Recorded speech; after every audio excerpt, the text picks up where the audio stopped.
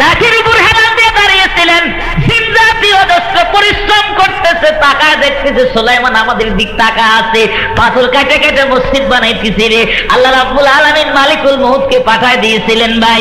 মালিকুল মউতকে দেখে সুলাইমান পয়গম্বর বলেছিলেন, ভাইজান মসজিদ বানাইতেছি, একটু পারমিশন দেন, কয়েকটা দিন পরে যান নিয়ে যান। আজরাইল বলে, শোনেন, পারমিশন দেওয়া যাবে না, অনুমতি নাই, সময় নাই।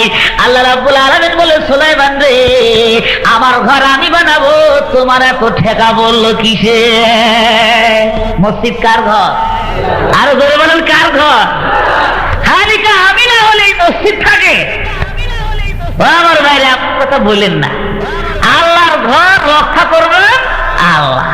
সে সময় আমার আপনার মতো টুপিওয়ালা ছিল না, সে সময় আল্লাহ আবাবিল দিয়াও খানায় কাবার হেফাজত করতে, করেন নাই?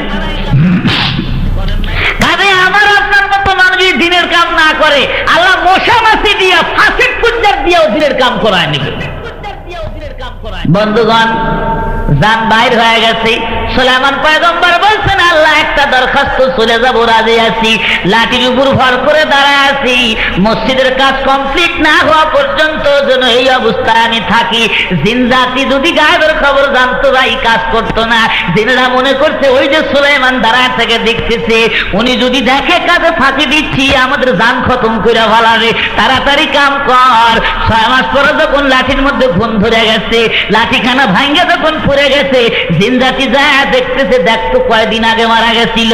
একটা ঘুণ পোকা তখন লাগাই দিচ্ছে একটা কাঠের মধ্যে, একটা ঘুণ পোকা কতদিনে একটা কাঠ ছিদ্র করতে পারে? হিসাব করে দেখলো 6 মাস আগে আল্লাহর নবী সুলাইমান মারা গেছে।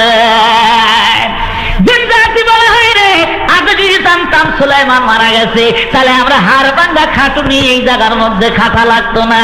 ও আমার বন্ধুগণ, জিনজাতি কিন্তু গায়েবের খবর জানেন না, গায়েবের খবর জানেন একমাত্র আমার আল্লাহ। ধরে বলেন কে? আসল পেট সাপ জানে না যে আমার